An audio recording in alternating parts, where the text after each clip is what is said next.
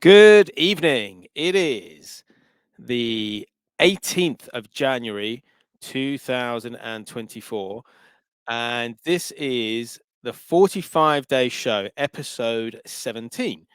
And it is just coming up to 8:30 p.m. UK time. It's coming up to 9:30 p.m. in Spain, because my very special guest tonight is none other than Fonki Cheff. He's one of my favorite DJs in the world. He's a really great guy. I've spoken to him briefly before when he came on the 45-day talk show back in 2021 with Mark Hype, Robert Smith, DJ D, and Sam Tweaks. And it's great to have him back on, and we're going to find out a lot more about him. So without further ado, Fonki Cheff. How are you, How's man? it going, man? You all right? Yeah, doing great, bro. Yeah. I was trying to figure out that YouTube thing, but I just see like my logo in YouTube. I don't think it does work. Look, we are getting comments from YouTube already. Oh, yeah? Those are coming from YouTube? KLX23. Hey, Alex23, what's going on? Here we go. We have that's my Joanna, That's my mom. Castillo as well. Amazing. Anita, I love you. So we are, and this is a great show to do it, because we've got a lot to talk about, but we're also trying some different things. For example, we're going live to Instagram tonight on the 45-day channel for the first time, and we're going live on your YouTube channel and also your channel on Twitch as well. So it's great to sort of have all these people in already, and we've got so much to talk about. But with all my guests, I always ask them about their musical influences. This is a passion we all have, and it's a case of finding out who in your young age, be it a brother, sister, parents, friends, who was it who first got you into music? Yeah. Well, me as a kid, I was really nerd about the cassettes, like recording cassettes from radio, making my own mixes on cassette, with songs I like. So that was kind of like my start as a DJ. I would say it was just recording cassettes for myself for my headphones, But then with all this vinyl thing, I was happy that I started. We were three friends, like really close friends. It was Koco, Stupendo Calamar, and me, that we all went together into collecting records, playing records, and doing scratch, So it was cool that we were a collective, that we didn't know nothing about music, but we started all together, So that was kind of our start, like we were b-boys, like we like graffiti, we like hip hop. So for us, it was all about the vinyl, It was not other thing, It was not about CDs. It was, we were like, if you are a hip hop dude, you have to do it on vinyl. That's the way we started on it, Like it was not other way, The scratch, it must be done with vinyl, But it was a different time, like back 25 years ago, it was. This is what I was going to say. I was going to ask you how long ago it was. So that was about 25 years ago. So that's when you first. That's when you first started DJing. Yes. That was when I bought my first turntables. Probably I started doing parties before of that, with a friend or whatever. But I count my career like from when I get my first techniques, Yeah. And so was that your first decks? So was it Technics 1210s that you had at the beginning, or did you have something else? Yes. I mean, I started DJing with my friend's equipment. So my friend Stupendo Calamar, he had like a pair of turntables back in the day. And then I started living with Keiko and Suzuki Zuriaga, who also have turntables. So I was messing with their turntable until I was a chef, working as a chef. So I started working in this really cool place. I was like chef, like second in the kitchen, making a lot of money. And so that summer, I could be anywhere partying or whatever, but I just stay summer in Villarreal. That is like the worst place in the world for being in summer. And I made a lot of money and I bought my first Technics and a mixer. I bought the Bestax 06. That was my first Amazing. mixer. It's somewhere here. I have like 10 different mixers. I don't know how many. So have you still got your original mixer that you had? Yeah. Wow. Yes. Yeah, I still have it and it works. It never been changed the crossfader on that one, bro. I mean, wow. that was made for last. Now you buy a mixer now and the crossfader is gonna be dead in like 1 year, 2 years. But the Bestax old school, man, that was like strong. Yeah, that's amazing. I'm gonna try and say hello to some people we've got in the chat. We've got a lot of people in the chat, but let's have a look. So KLX, I probably say some names wrong. Joana Balesta Castilla. Yeah, that's my mom, Juanita. Oh, your mum. Okay. Yeah, man. Yeah, mummy, Fonki Cheff. Amazing. Yes. We've got Ula A. We've got Suspis Catilla. We've got Restless Native. We've got Now Earth, I think it is. Maria Terme, I think she's from Spain as well, knows you very well. With Welsh Swanee. And then we've got Joita Gomez, and we have E. Ed Bond, Double P. We have Sideshow Mall, Brooke. Yeah, loads of people. Thank you, everyone, for tuning in. This is 45 Day Talk Show, and I'm here talking to Fonki Cheff. And we've just talked about how he first got into music with becoming a DJ. Can you remember the first record you bought back then when you started to DJ? Oof. I mean, no, I don't remember that. But yes, I remember I had some records from my father, So I had some rumba records, some rock records that came to me before I start actually buying my own records. But like good records, like Los Chichos and the kind of records that are popular here in Spain, So I already had a little collection, before I started collecting records by myself.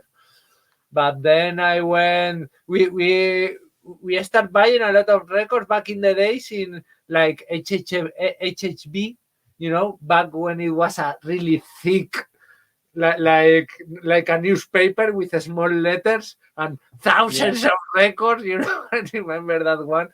And, buying catalogs and also going to the flea markets, flea market has always been like my passion, I would say. So that is amazing that you would buy, and other people have talked about that, mail order, effectively. You'd see the name of the record in a back of a magazine and you would send money off to get the record. Is that right? No, it was, you send the money to get the record, but it was like a magazine of, and it was just names and list of names, no pictures, just names, thousands.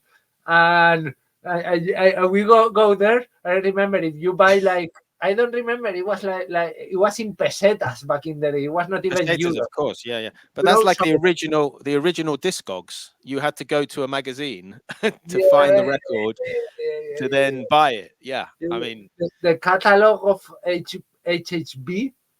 It was impressive, like hold on, is this HHV the record shop in Germany? The one that big now. The German one, So I remember if you buy like, I don't remember how much, but 50,000 pesetas in pesetas, you get free shipping. So it was like all my friends together, like, okay, I have mine too. So we we share. We always have to buy like this money, so we got the free shipping. It was crazy. They come with a box like this, the mailman. But again, that is what we do now, isn't it? For example, we want to get a record in the UK from Australia. We will all put in together to try and save the shipping because it's one pack. So it's amazing that the same sort of thing was happening 25 years ago, and we're just doing it in a different way now. I mean, I don't think when we started it was HHB. I don't remember like what was the time, but we've been buying all over the place, like it was a lot of Spanish magazines also, like Tienda Tipo, like Disco Play, it was also a big shop in Madrid called Discos del Sur that also have a catalog. So back in the days, it was all about these little magazines, and going there, and sometimes you get like super nice prices, like records that you bought at that time for like nothing. Now is like real collector shit, like so Wow. long back. So yeah. Wow. Amazing. And so how did you start to learn to DJ? Was there a particular person who showed you, or did you just watch other DJs and work it out yourself? We were really nerds about DMC Okay. back in the days, but learning from these guys was so difficult because the level was so high, So we learned, me and Estupendo Calamar. We had this turntable. We like to think we were a turntablist kind of DJs. So we were the ones who started. That was one thing I wanna say. Like when we started DJ, we spent like probably 3 years, 4 years practicing before we go out and do it, because we didn't thought we were good enough. Like today, there's people that just bought a controller and go out and play and make a party. And Yeah. yeah. Not even a controller, a phone. People can take a phone along now. And just play music, whatever. For us, was a responsibility so big.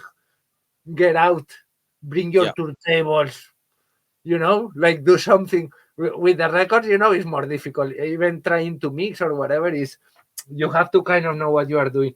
So I remember it was me and Estupendo Calamar and Suzuki Zuriaga. We were 3 DJs, and we used to go out with 4 turntables and 2 mixers at the same time. So it was sometimes it was a chaos, but sometimes it was magic. Like yes, that's some good, man. So so that's a big difference, between DJs back in the days and DJs now. Like for us, was a super responsibility. Like going out, playing records, making a party. For us, we take it so serious. We practice for hours, and we didn't know nothing about music. We didn't have any like musical backyard. Like if your parents or so are musicians, they teach you what is like a beat. They teach you this kind of thing. So I remember we were like doing a scratch for 2 years, and we didn't know how to count a beat. So a friend of us came to. He's a musician called Avelino he's from Galicia. He's a drummer, and he came and he was like, "Okay, you have to count like 1, 2, 3." And we was like, "Okay, now we are talking." But it was 2 years after it was not internet or nothing. So we were just doing the scratch like crazy on top of. I cannot imagine what we were doing at that time. So it took us like long time to learn because we didn't have. We were all just learning by ourselves. Basically. Yeah, amazing. You mentioned the DMC. Now, how were you getting access to that back then? Were you watching videos? Were you watching VHS videos? Because I assume this is before the internet and before easy access for videos. Yeah, I did my first travel to London in 99 or something like this. So while we were in London, we used to go to every DMC championship over there. So we saw so many, because back in the day, well, it still is, the world championship, a lot of years were there in London. Yeah, So yeah, yeah. we had the chance to see over there, like, like Kentaro, GFB, like all these guys, Yeah. So you would come over to London quite regularly to go and see Yeah, we stay these there. live shows. Like the summers, I was studying in the kitchen school, and Okay. summer I just stay in London. Like getting records and like digging like crazy. It was that time where the record vinyl were like about to disappear. So nobody Yeah. wants them. It was these record shops in London. They give you anything for £1. Like anything, please take it. They don't want them. It was everybody thought the records was dying. So it was just a few, probably the northern so people, the collectors or whatever. But like the hip hop scene were not even pressing records at that time. It was all about the CDs. So that was when we actually started hardcore digging, and for us was super nice because we go out and the record was so cheap, And yeah, and it's amazing to go from that time when obviously the record shops were trying to give all the records away to what we have now, which is the sort of full revival of vinyl. And it's crazy how many people are into vinyl now for something that supposedly had died. It's a strange thing, isn't it, that it's come round? I hate it, man. I wish we come back to the time where nobody wants the record, Yeah. I actually, like there's old school DJs like that they are all over like, yeah, the vinyl is the best, blah blah blah. I think if you are like now 20 years old or 25 or whatever, and you don't have a record collection and you are starting now, you just go and get Serato, man. Don't go crazy about the records, because at the prices today, it's not even worth it, And it's also a lot of represses, like yellow, black, green, with, and they sound like shit, a lot of them, It's like, am I right or not? Yeah. And then they're very difficult to DJ with. I know Sam Tweaks hates colored vinyl. Me And too, man. like a white colored vinyl is just like, Yeah, the words are the clear one, man. yeah, clear as well. you try to put the needle on that track, you cannot find it. You keep watching this, like, come on, man, what's this? But those records are not made for DJs. Back in the days, like it was the whole culture, like drum and bass, jungle, 12-inch, house, hip hop. Everybody, it was different. Like hip hop were 33, and house were 45. 12-inch. Every style have their way to make records, but everybody want them to sound good. Everybody was making their own records. Now, sometimes I buy like represses of like Boogaloo 45 or whatever. It happens. I don't want to say the label now, but I bought 4 records of Boogaloo, like super nice tunes, like, and then they come to my home. I play them, and I had to sell them sell them again, because I don't gonna be able to play these records because they are not pressed in condition so you can play them in the party. Yeah. No, what? Well, it's a problem. And I had sadly a couple. I bought a reggae doubles, and they came in, and someone said to me, "Have yours arrived? Are they dished?" And I said they hadn't. When they did arrive, they were dished, and it's really disappointing and sad that you can't use them. And that's because I think there's so much vinyl being pressed. That's my opinion. Is there's so much vinyl being pressed, is being rushed.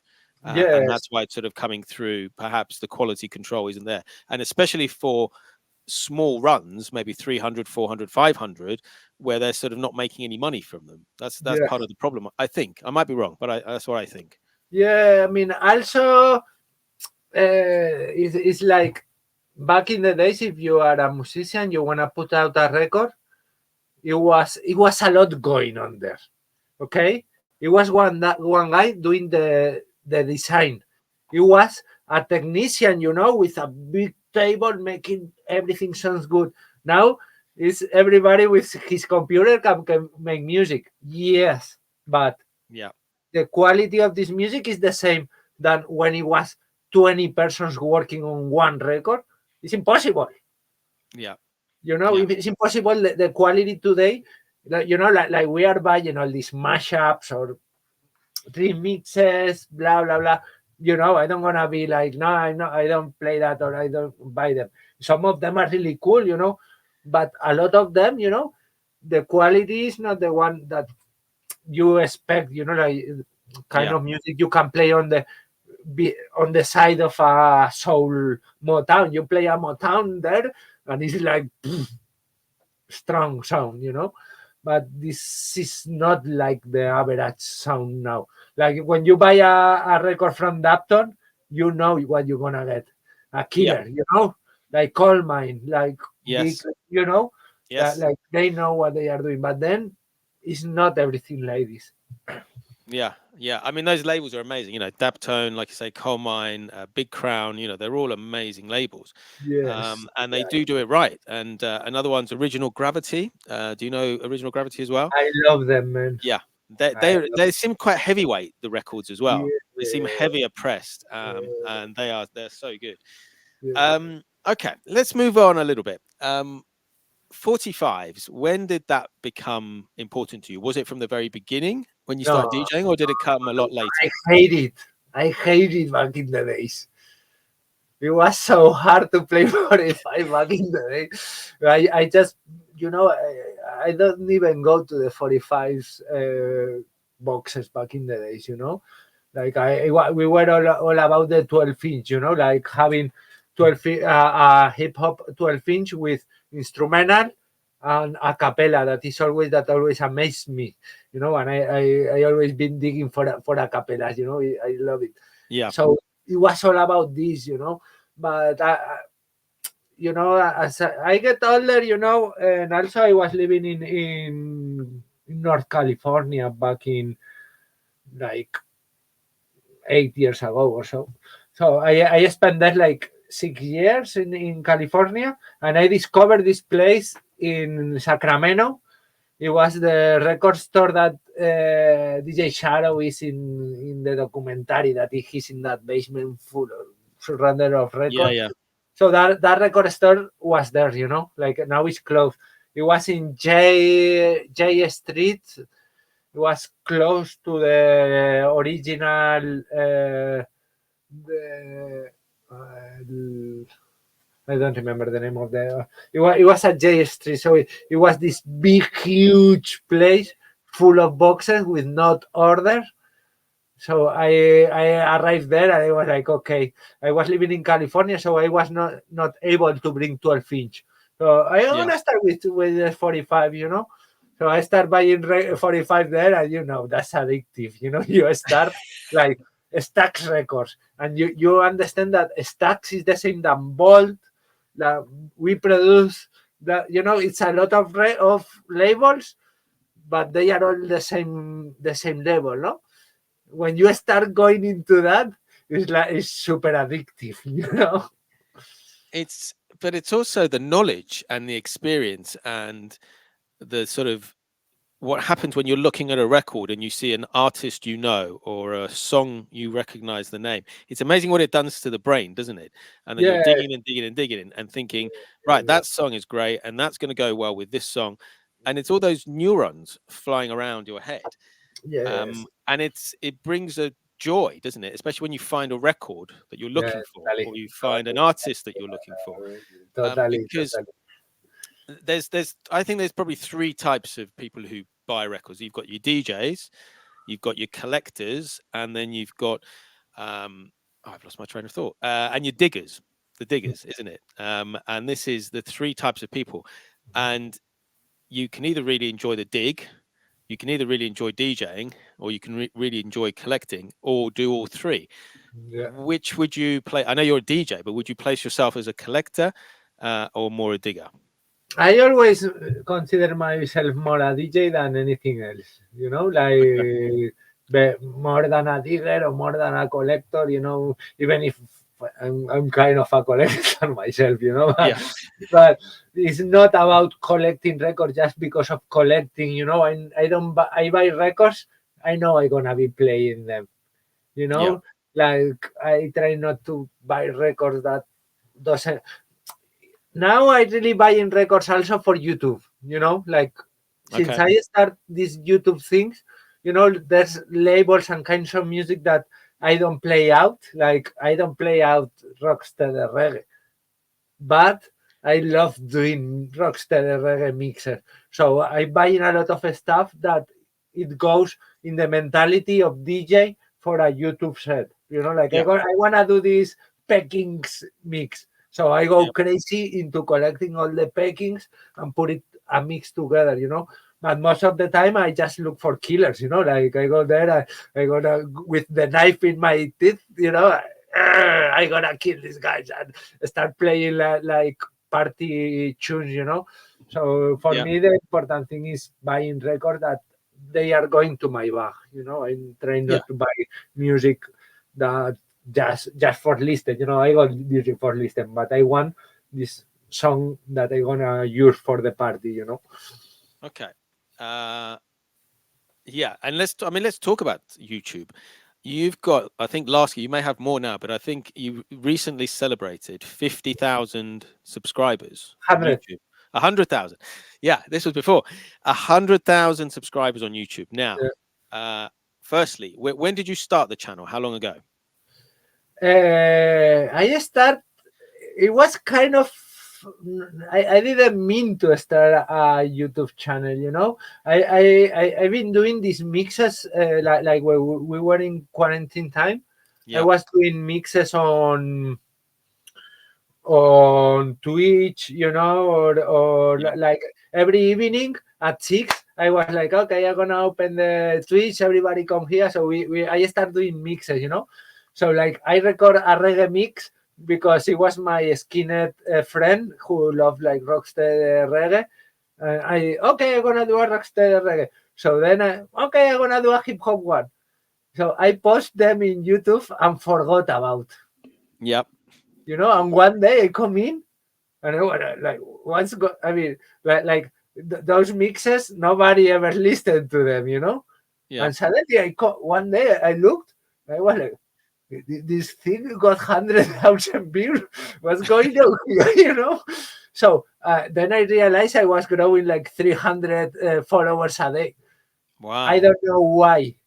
And then it was the moment that I decided, okay, I'm gonna start doing stuff for YouTube. You know, it seems like a lot of people really interested on this, but most of the early mixes were like Twitch mixes that I just post them. You know, like I didn't even care. You know, and then they start growing like super quick, and that was the moment where I realized that I wanted to do mixes on YouTube. Also, I'm trying to create some sort of like like something that I can be proud of, you know? Yeah. Like it's not just record a mix. You know, some of them, yes, it's like okay, I do a party mix, you know. But for me, now that I'm working with the labels, you know, like a lot of labels just, hey Funky, we want you to make a mix with our music. So Yeah. they send me some music, you know, like this is what we have, you know, Amazing. let's see what you can do with it. So I'm not using this YouTube channel to like grow up like for myself. I'm trying to make this so I can show the people music that is not always available, you know. Like you don't gonna arrive to some of these labels if you know, like I have so many followers now that they're gonna listen what I do, you know. So I'm happy to be like, it's not just making a stuff for fun, you know. It's trying to uh, not teach, you know, but showing stuff that is not as common, you know. Amazing. I'm just going to pause you there because we've just had a massive raid from Barty Cuts. He's brought 70 people to the Oh my party. So God. we've just we've just hit 100 viewers on the channel. So yeah, amazing. If you've just joined us, welcome from the Barty family. I was on their show earlier. I was on Barty's show. Welcome in. I'm Criztoz. We've got Fonki Cheff here from Spain, one of the, I think, the greatest DJs on the planet at the moment. That's because I'm a bit biased towards 45s. But also someone who Sam Tweaks. I don't know if you know this, Fonki. Sam Tweaks describes you as the Spanish Coco. I mean, I love Koco, you know. Yeah. But I think we are like we are so different, you know. Like, yeah. You are different shit. But I love Koco. I've been with him in Japan, and it was a really good experience. You know, he's a really cool guy. You know, and you know, I love being around him. For me, he's the best DJ of this generation. Yes. You know, like back in the, I mean, like some years ago when DJ Shadow, Kachemi, Numark for us were like the top, you know, like no question, you know. Now DJ Koco is the top DJ for the generation of now, you know. It's a different thing, you know. The way he do mix is completely different. His style is really insane, you know, like technically it's like you know, like different for me it's a level that I don't think I could reach, not even close ever, you know. Like I will say, yeah, I'm still learning things, you know, but not that when I see him it's like, okay, you know, I just you know. It was amazing. I was lucky enough to see him in Bristol in April when he came over. So we had Mr. Thing, Jim Sharp, and then Coco. And obviously I'd seen him on live streams and lots of videos, but it wasn't until I was there, and you've experienced this recently, it wasn't until I was there sort of close and watching in real life what he was doing, it just took it to another level, because you're seeing him doing it right in front of you rather than through a screen. It's just amazing. And Double P was there, so he knows. Yeah, it's really crazy. I mean, the first thing that I freak out, it was the way he set up the turntable. He arrived there. Yeah. He touched everything, and he started his set, and it was not even one jump in the whole set. Yeah. Like perfect, and doing things that, you know, maybe I can do some of these things here at home with a little practice, you know, but on the live, you know, like, and that quick, it's like, man, I've never seen nothing like that, you know. Like it's kind of like DMC kind of stuff, some of what he do, but it's all the time, you know, and it's all the time different. And the most amazing thing is his Instagram mixes. You know, you remember he stopped doing it now, but he was doing like 1 hour sets in Instagram, and he was every day was different, and every day was amazing, but amazing. You know, like come on, dude. You know, so yeah, I'm his biggest fan, obviously. That's cool. Well, we're just going to pause there for a second.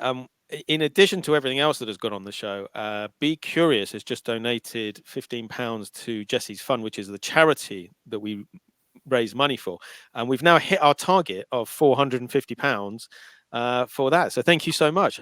Thank you. And it's interesting because you saw Zizi at the beginning before we went live. Zizi was like, "Oh, I want to say hello to Fonki Cheff." So you got to see her, and it's great to see that the kids and this. We've raised almost £1,500 in total for that amazing charity. Thank you everyone who's donated. Right, back to the story. Okay, so we're on Twitch, we're on YouTube, we're on Instagram at the moment, but I first sort of probably got to know you through the 45 Kings Collective, and then obviously you did some streams for, I think you did the first one, the 24-hour one did. You played on that, didn't you? Which was in July, which we didn't know what we were doing, me and Rob. And somehow we pulled off a 24-hour live stream on Twitch on the same channel. But you were part of that, and we had 25 DJs from however many. So, yeah, can you remember those sort of days and that sort of Twitch live streaming?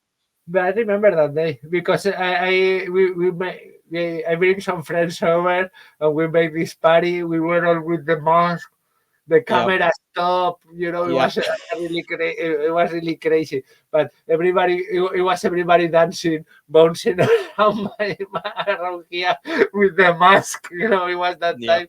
It was like everybody use the mask of, you know, at that time if you don't use a mask, it was like you irresponsible, you blah blah It blah. was You know? it was crazy. And didn't you have a mannequin? You used to have some mannequins in your studio, Hey, didn't you? my mannequin is not is behind of me. You see, And even the mannequin would have like a sort of yeah, everybody thing. was Let me dancing hold with on. the Let me see if we can solo that and see if we can have a quick look over your shoulder again, in case anyone hasn't seen it. Let's see. So yeah, if you just move, let's see the mannequin. There it is. mask. Poor girl is not now in her best. You At know, her she best. used to be famous, you know, but I don't do live streamings no more, so she's not that famous now. Yeah. It was so many things in it. And Double P says, his sister was on that stream. That was such a funny stream. Um, but it was interesting that you could have fun with it, and it was great to see these people within limits still having a party. Yeah, that was so nice.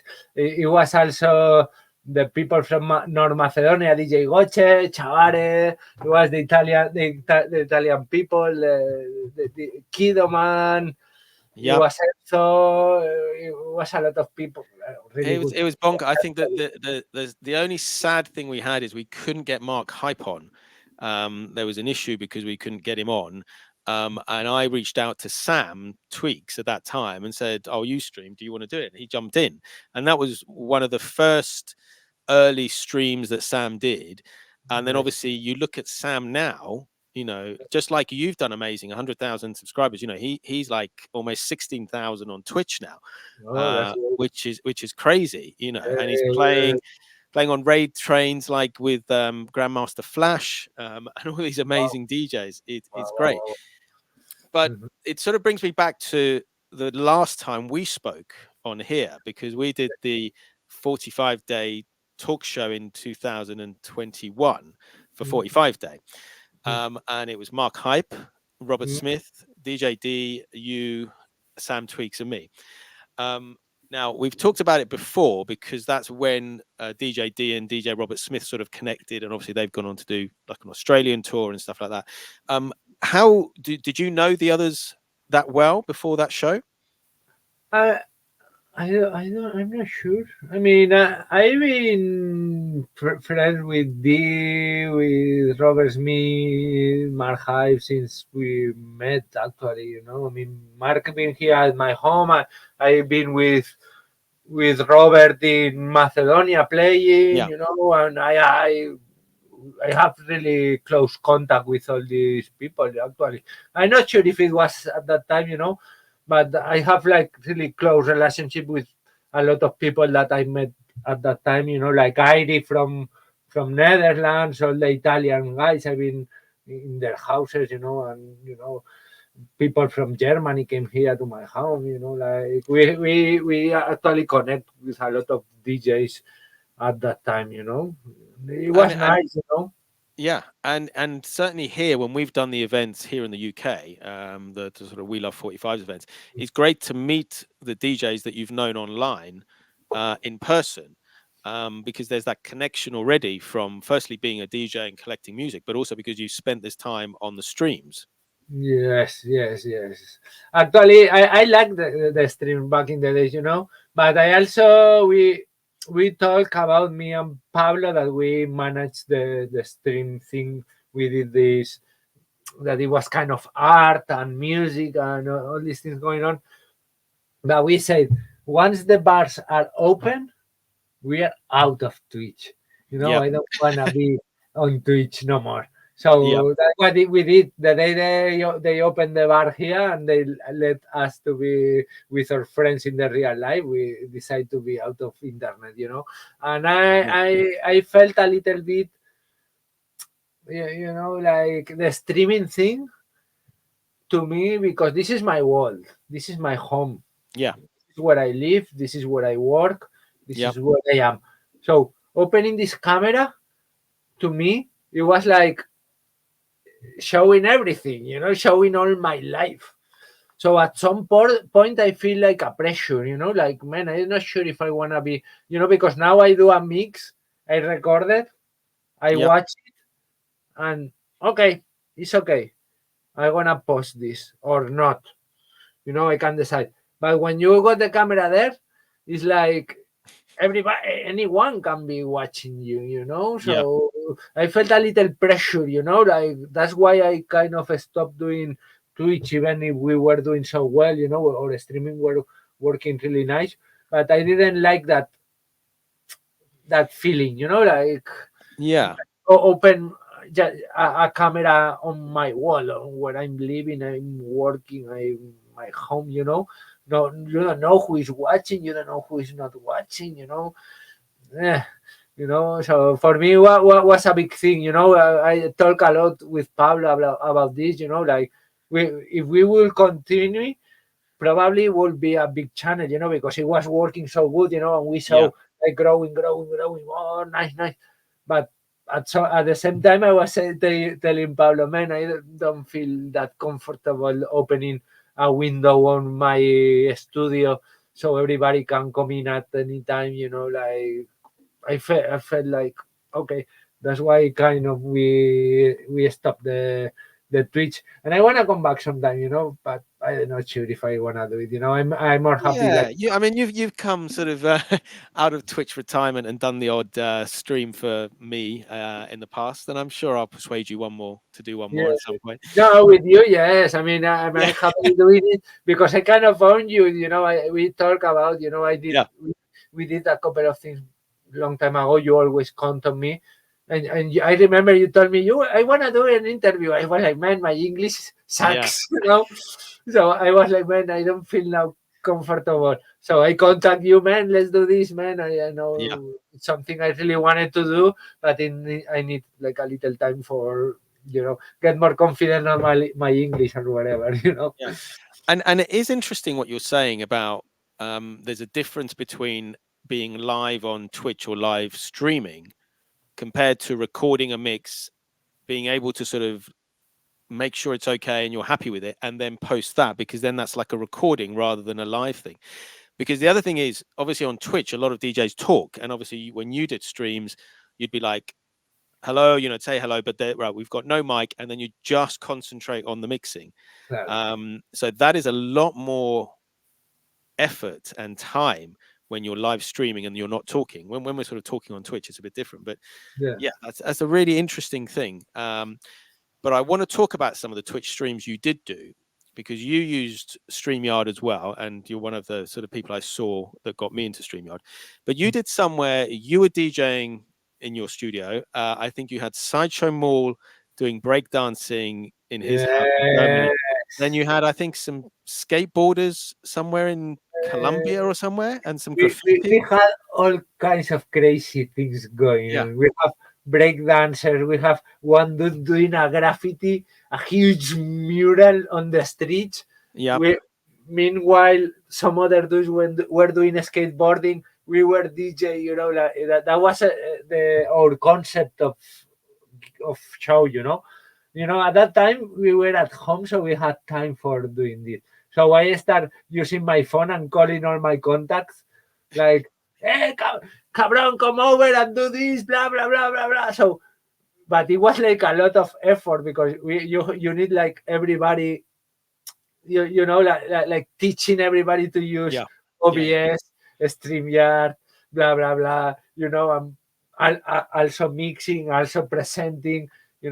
And I don't like much talking. I can do it for an interview, but it's not like I gotta get a mic and come. No, I don't know even what to say when I get a mic.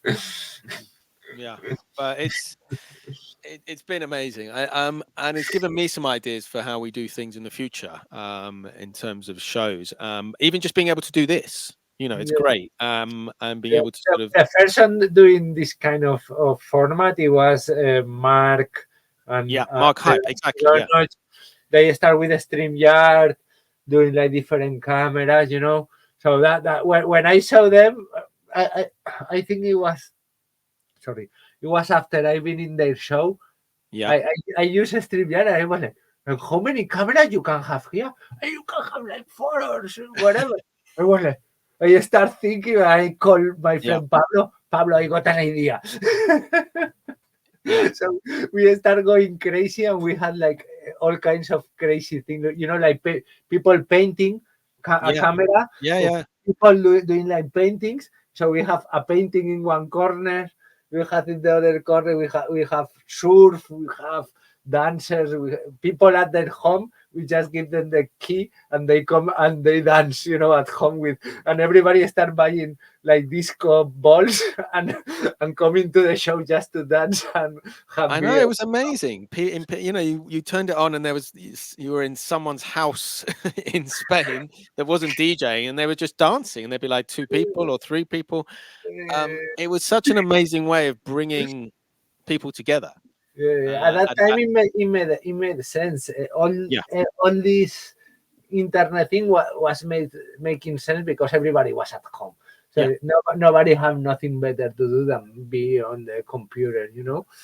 Like and it was a time like super creative, you know. We were all learning of using your OBS.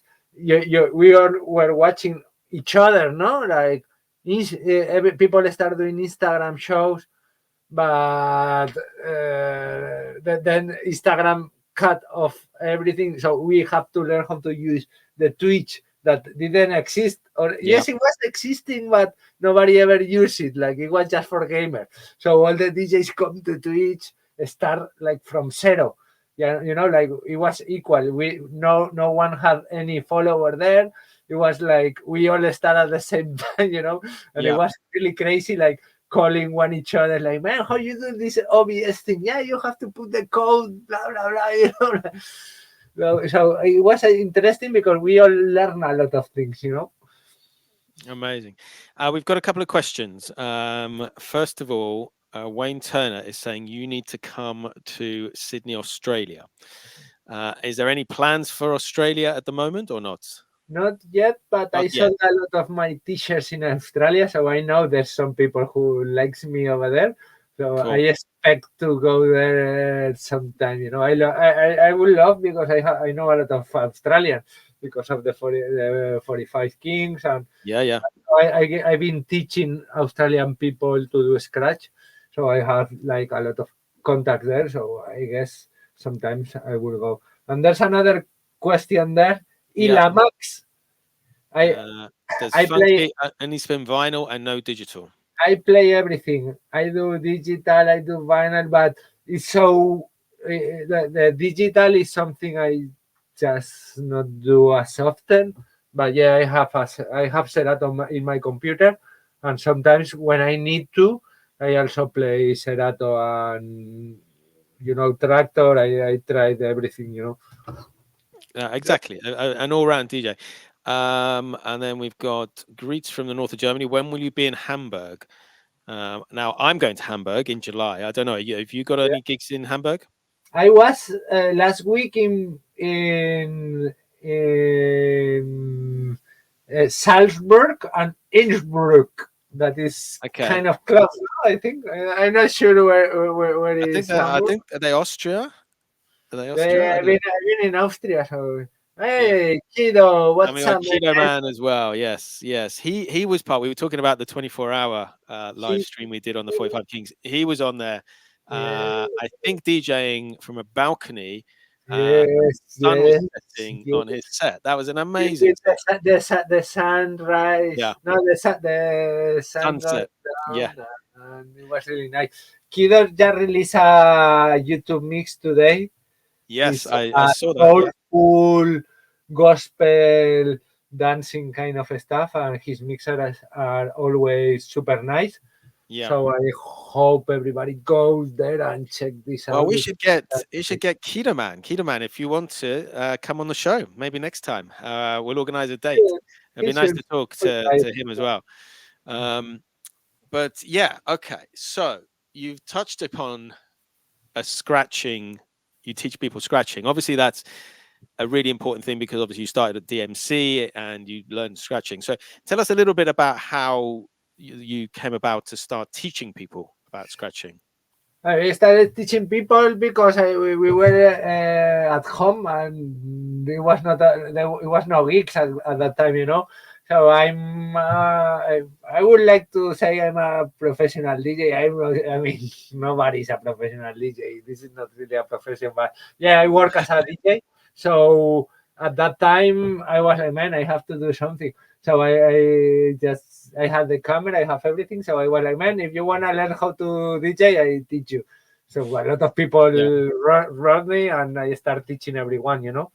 So the same when the quarantine stopped, I stopped like doing classes, you know, because now I have so many gigs, I cannot like really pay attention to this, you know. But I did it, and it was really nice. I teach a lot of people, and I met a lot of really nice DJs, you know. And sometimes it was DJs coming to me like asking me to do classes. That I was like, man, you are super good DJ. You don't need classes, you know. Yeah, but I still wanna hang out with you, blah blah blah, you know. Like, okay. It must be a great feeling though that, you know, people that you respect want to sort of learn something from you. And it's part of being a DJ and part of being a record collector, isn't it? Being able to share information, share knowledge, and share experience, isn't it? Obviously, man. I mean, we come from a time where sharing information it was not like the thing, you know. Like me as a kid, I'm from a little town in Spain, you know. So I come from a time where the cassettes, maybe one dude in town have one cassette and everybody recorded each other, you know. So it was people who was cool recording cassettes to other people, and was people who get this cassette and didn't record it to no one else because they wanna have it just them, you know. So is this two kind of? I came from that generation where I know that people scratching the record so nobody knows what record was that, or this kind of, you know, like I am totally not like that.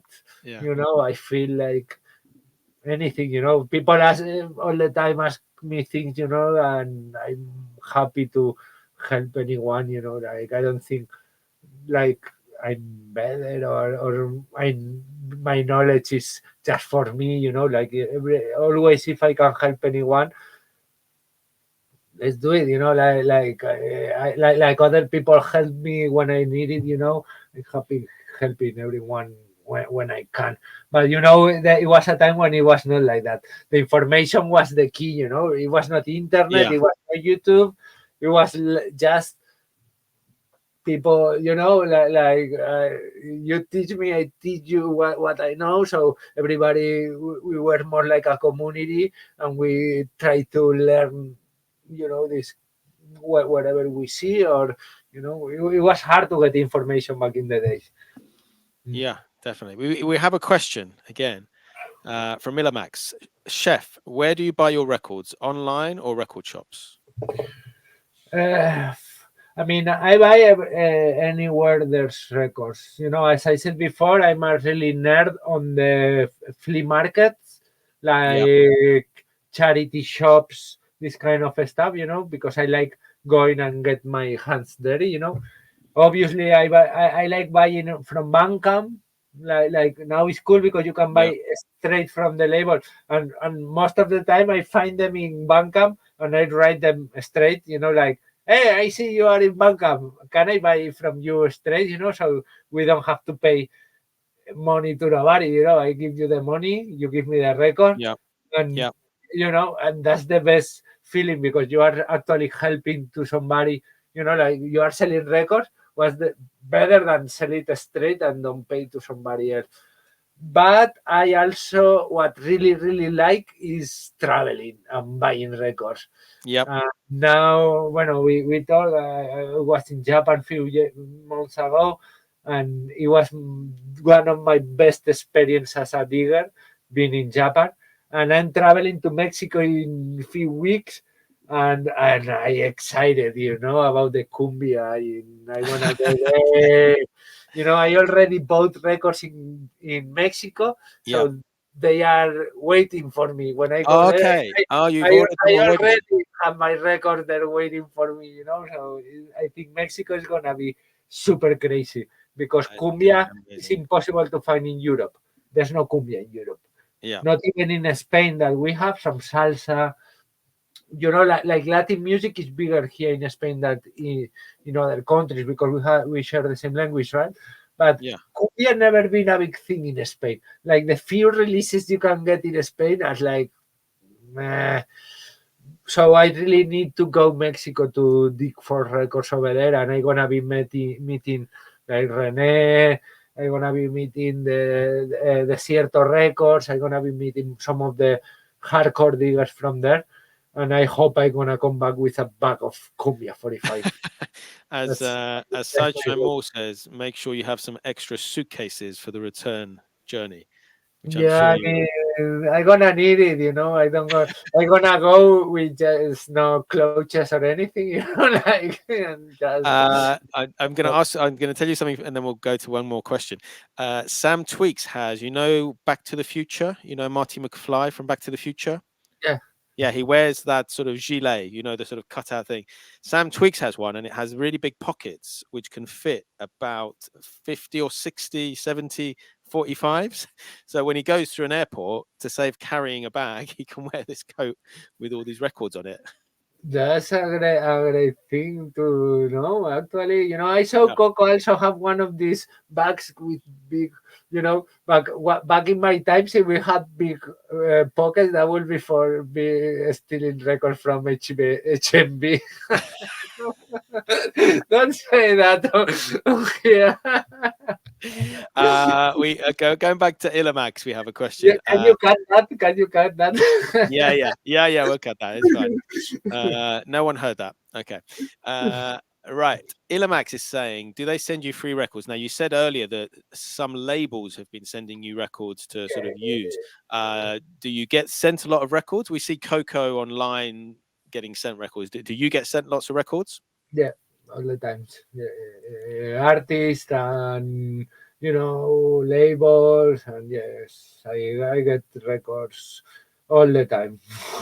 Yeah. But the question with the free records is that you are not choosing, So it's Yeah. great. And sometimes you get the record you want for free. But most of the time, the record you want is not going to be for free. Yeah. You're going to get super nice record, super perfect record, blah, blah, blah. But the record you are looking for, most of the time, is not for free. You have to pay for it. Yeah. It's Yeah, just the and way it I goes. actually like to support. I mean, like if you did a really good record, like there's labels that send me free records, but then they release a record I want and I buy it from them. Even if Yeah. I could ask for them for send it for free, I'd rather to pay for the record because they are doing their work. I mean, everybody deserves to be paid for their work. Yeah. We got another question. Does Funky Chef use Discogs at all? Do you buy from Yeah, Discogs? I buy and I actually sell more than I buy in this That's course. good. Yeah, I bring like 5,045 from USA back when I was living there. Yeah. So I bought a lot of things over there on the like flea market, like thrift stores, like charities that were cheap over there. And also at that time I was really into like deep soul that in California makes a lot of sense because it's something that is really big. Everybody loves that, But here in Spain, I don't gonna play those records no more. So I'm selling like a big part of my deep soul collection and northern soul. Also, I'm not Okay. like a, the biggest northern soul collection. So yeah, if I have a record that it costs like 300 euros, I just sell it because I don't want this on in my bag. Yeah. Because if you're not going to play it, and I think, like you were saying earlier, you want records that you're going to play and that you're going to use for mixes and for parties. You don't want things just sitting on a shelf. Yeah. You know, No, even if I gonna play them, if now people is willing to pay 300 euros for a 45, and I have it. Okay. I sell it. If you want, I play Yeah. records. Most of the records in my bag are $1 records. Yeah. I mean, this is kind of my thing, like rumba record, like no, I have every kind of record in my bag, but I don't want to be traveling, even I'm a scratch DJ, what I'm doing with a €300 soul record. I don't want this record, just sell it, and buy something else that I gonna be playing confident, Yeah. because I'm gonna be juggling all over, or when you have this record and it's so expensive, it's like you play like careful with this, So I don't want to be careful with my records. I just want to beat them out, like go there to the party, and if I want to do a scratch with it, I do it, Yeah. No, amazing. I was going to ask you next about your recent trip to Japan. So tell us about that. How did that come about? And tell us about some of the gigs that you did in Japan. Yeah, the question is, I wanted to travel, that was not like a tour, like, like now I'm going to Mexico and they actually like Fonki, we want you here, we have all these gigs, please come, when I went to Japan, I actually was looking for flights to go to Bogota. Okay. I really want to go to Bogota. I never been there and I loved it. So I checked the flights, and I always wanted to go to Japan, but I thought it was so expensive. So then I start comparing Bogota with Japan, with Tokyo, and I was like, man, it's the same. So then me and Lupe checked it out, and we were like, okay, just let's go. So I bought a pair of tickets to there, and then I posted in Instagram like, hey man, I wanna be there. Who's interested in having me? And a lot of people started writing me, like, hey, Funky, you Amazing. should Yeah. come here, you should go there. So I had 4 gigs in 2 weeks, so I just went there, and it was so nice because I met a lot of DJs, I met a lot of artists, I met a lot of promoters. I've been playing in, like as I said, four different gigs. Like most of these clubs, they were like in basements with huge sound systems, like reggae sound systems, like the ones we have here in parks. Over there are in bars, actually, and going there and playing with this huge sound system was such a pleasure, It's And just amazing. And it's a country I haven't been to yet. I'm hoping to go in a couple of years' time, hopefully, for the first time ever. But on top of the gigs, the country is pretty amazing, isn't it? wow, I mean, I loved it. I mean, like I'm a big nerd on ramen. I love ramen. I love Okay. soups. I love Yeah. eating. I love eat traditional foods. So like now I've been in Austria. We went to different trying different like local food. But going to Japan, we all know about Japanese food, and going there and eating it on the place, like these big pots of soup, like Yeah. boiling, the smell of the city, of roast sesame.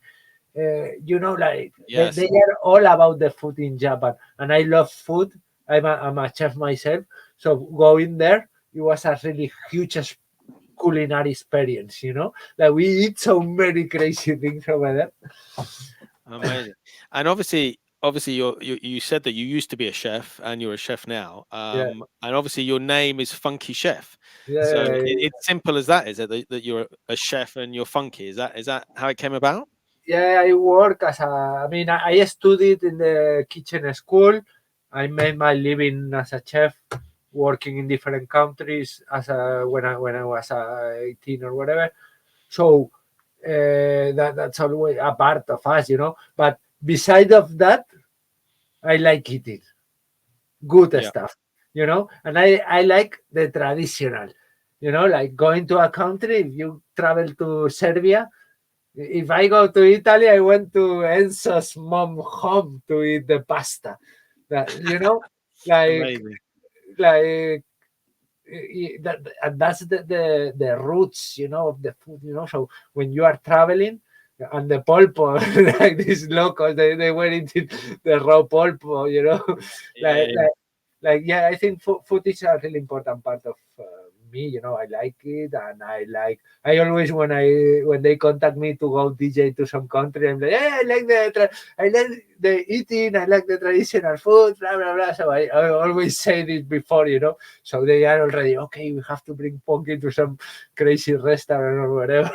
yeah. But I mean, that's amazing. And again, it's amazing that you can travel and DJ, but also travel and experience new cultures and new food. Yeah, And yeah. it's great. Japan for that is really impressive. I have to say. I mean, Yeah, Japan is different to us. Japanese people is completely different to European yeah, people. Their manners, they are calm, they are super clever. You see how clever. I don't know if clever is the word, but they are focused on what they like yeah. and they go for it. So like even the food, the record stores, everything is really nice over there. Everything is clean. Their records are clean. You go to the record stores and they are mostly mint records. Like you go to a record store in Spain most of the time, it's not that way. But you go to over there, it is like, man, and records that you never find here, over there are like, wow, man, it's there, you just have to go and pick it up. And was there a couple of record shops that you went to that you particularly loved, or were they all amazing? I mean, I love to go to Tower Records. Like I used to go to Tower Records back in the days in UK In and London, yeah. London, and now it's the only one left is over there in Japan. I went to HMV. It was an HMV over there. It was Amazing. crazy. I didn't been in HMV for long time. But that was okay. That was cool as as a curiosity, I would say. But then is this place called Record Union that is the most impressive record store I've been ever, like no question. Because there's just in Tokyo, there's like, I don't know, 15 or 20 of those, and everyone is focused in one style. So Wow. it's like the jazz one, the soul one. Just and soul different? Yes, man. They have, like rock, hip hop, reggae, uh, woo, woo, woo, woo. So it's like, and every one of them is amazing. Like whole So, collection of music from Thailand. Maybe I don't know nothing about music from Thailand, but I'm amazed to see all this Thailand 45 in a record store, all together, like. so hold on. Let me just clarify. So this is like a store, a record No, it's a store, chain. but it's a chain.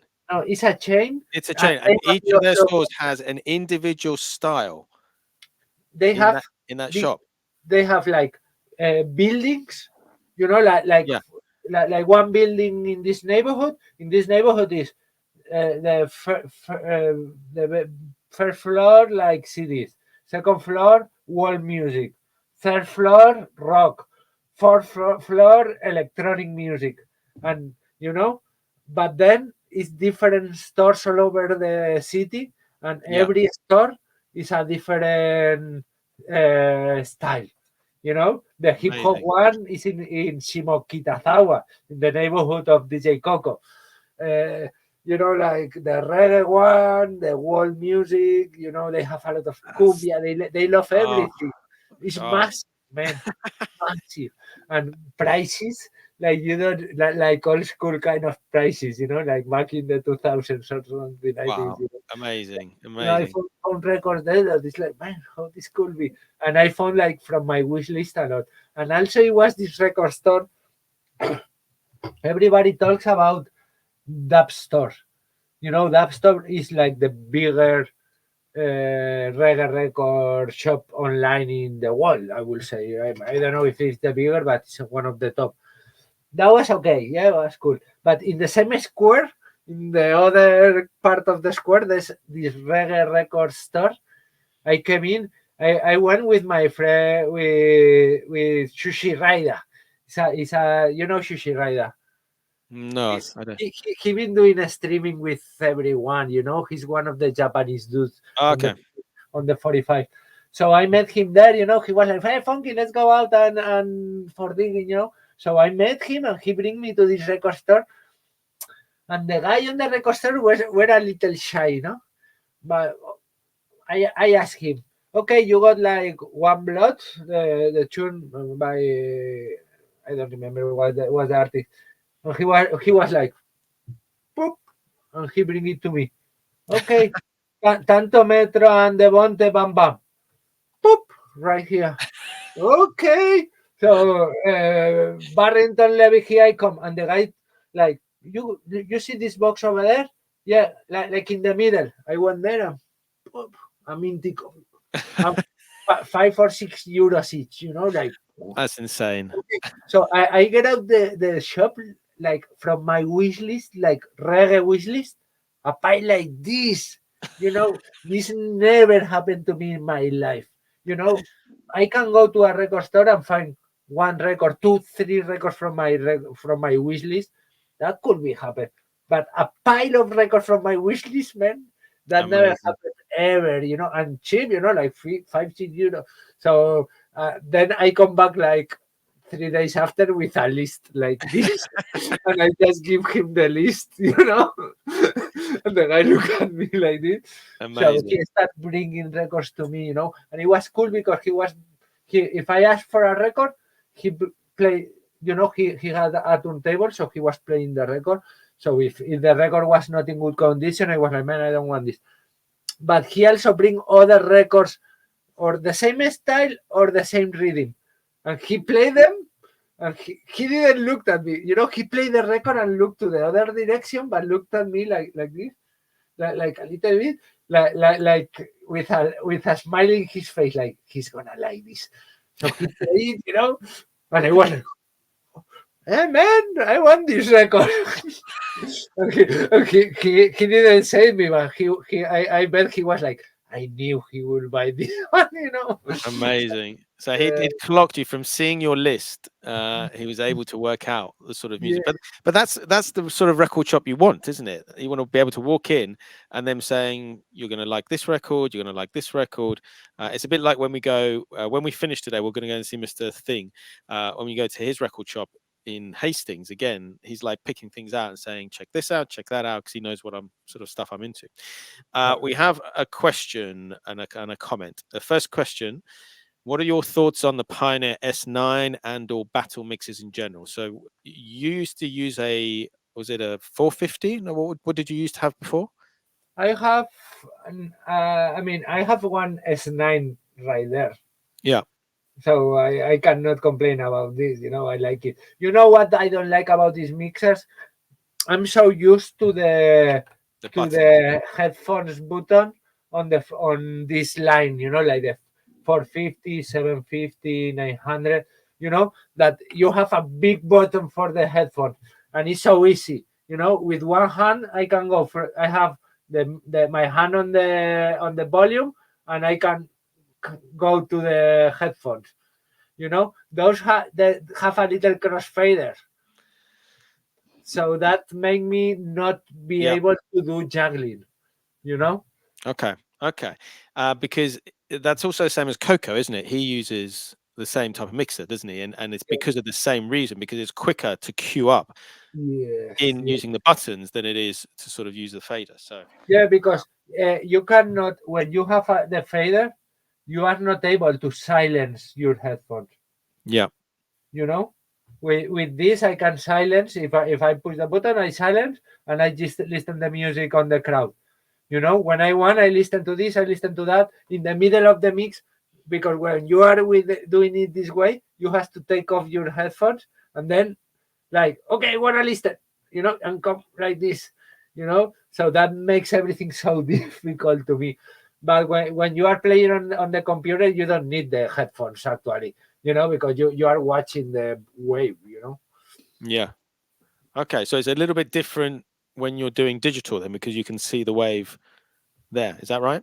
It's completely different. It doesn't Yeah. have nothing to do. I mean, with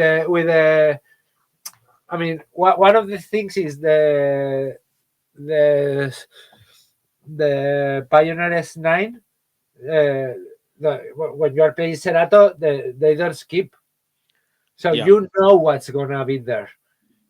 Also, at any time you just push one Q button and you are on the one. So when you do juggling, you don't even need the headphone. But when you are playing the 45, you need to go, queue up. Okay, now I'm there, and then you play it. But then you always need to listen first. That's the huge difference. Of like playing with Serato and playing with analog. And which is more fun? Which do you enjoy more? I mean, since I'm a vinyl DJ, I enjoy playing with my mixer. When I go out and they make me play with another mixer, I'm not myself. Like my mix, the way I play is with these Pioneer mixers. I can play with any mixer. I can do a set with anything. But the whole set is having these effects and having this mixer. And without giving maybe too many secrets, I don't know. You said you're happy to give secrets. No, What no, what what sort of effects do you use on the mixer? I use most of them. I actually saw this guy from Brazil. I don't know what's his name. He's a really famous hip hop DJ from Brazil. Okay. He got one of these boiler rooms, and I was watching him. So I've been now like 2 months practicing with the roll. That is Okay. something I used a little bit, but now I'm kind of using it more and more because of this guy. The way he used it, he's super rough and super crazy, but it gave me a lot of ideas. I don't remember his name now. He's like, what's his name? He's a totally hip hop DJ. Like Yeah. old school. We can find out. We can find out later. Yeah. He's really huge DJ in Brazil. So the way he used the mixer is completely different to anyone I seen. But when I saw him, I was like, damn, that's the. I mean, I knew what he was doing, but I never thought about using the mixer that way. In terms of using the roll a bit like a looper, is that what you're talking about, Not or like something a else? like an echo, I will say. So Okay, like a really short. you push it, and then you play with the depth, with the level. Yeah, yeah, Okay. yeah. So then you have like you do it in one snare and do it on the one, and it's Okay. like tas tas tas tas, and then you put that like opposite, and then you have like you got the snare, or you got the sound in one side, in the other you keep like giving volume and doing this effect that it goes really crazy. Mm. I also use a lot the spiral, is one of my favorites. I Okay. use the reverb a lot and echo, delay, I use a lot of effects, from it. Yeah. I'll have to try this. I've just noticed I've got the spiral on the on my S7. Oh I'll have yeah? to try that. Yeah, because I use a little bit of echo, a little bit of reverb, echo out, and sort of roll. I've been using roll to sort of catch like a loop, like a 4-bar or an 8-bar loop, and Yeah. then maybe scratch something off, or use that for the dub reggae side, catch a loop, and then obviously flip it over and play the vocal. I don't know how it works with this mixer, but with Yeah, this mixer, the loop, you have to be so precise and yeah, need to be like, you cannot do that with reggae. You can do that with like hip hop or house or yeah, electronic kind of music, but not on organic music, because never goes the loop like yeah. you would like. It will be nice. You know what? It will be nice if Pioneer, if you are here, listen to me. And in, out, loop, so Yeah. you can press in, press out.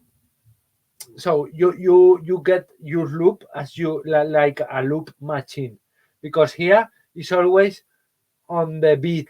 So if the music is organic, that never gonna work. This Yeah. only can be Yeah. used by on like super like on Serato, that you push the button and it's like 8 bars, boom. So if the music is like mandrill, you cannot make a loop on mandrill. Mandrill No. goes always all crazy.